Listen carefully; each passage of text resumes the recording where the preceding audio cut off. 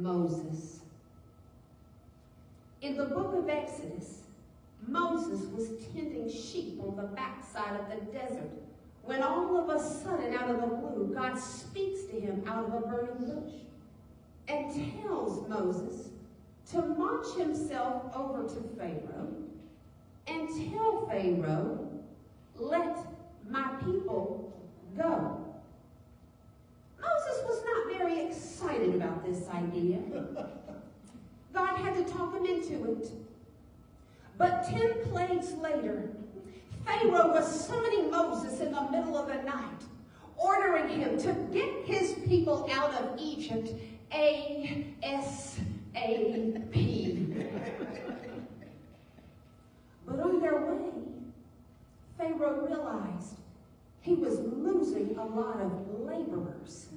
So he changed his mind and sent his army after the Israelites, who found themselves caught between Pharaoh's army on one side and the Red Sea on the other. And it looked like they were utterly doomed. The Bible says the children of Israel lifted up their eyes and watched in terror as the Egyptian army marched towards them. And then they said to Moses, "Did you bring us here to die in the wilderness? Leave us alone, Moses. We want to go back to Egypt. We would rather be slaves in Egypt than to die out here in the wilderness." Imagine the pressure that is on Moses as the leader right now. And I hear my pastor over there saying that. He was just trying to obey God. And look at the pushback he's getting from his own people. Right. Sometimes when you obey God, you will encounter pushback. When that happens, you are to stand your ground, assuming God spoke to you. You are to be moved by God alone and not man.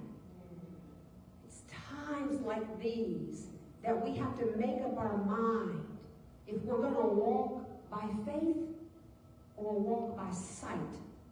The Israelites were looking at their circumstance, but Moses had his eyes on God. Yes. Moses said to them in Exodus 14:13, "Fear not, stand still and see the salvation of the Lord, which he will show you today." God told Moses to lift up his rod and stretch his hand out over the sea. The Bible says a strong wind blew all night, and the water split into 2 walls of water, one on their right and one on their left. God made a way for the Israelites where there was no way. And when the Egyptian army tried to pass through the same passageway, that opening of water, the 2 walls of water collapsed on them.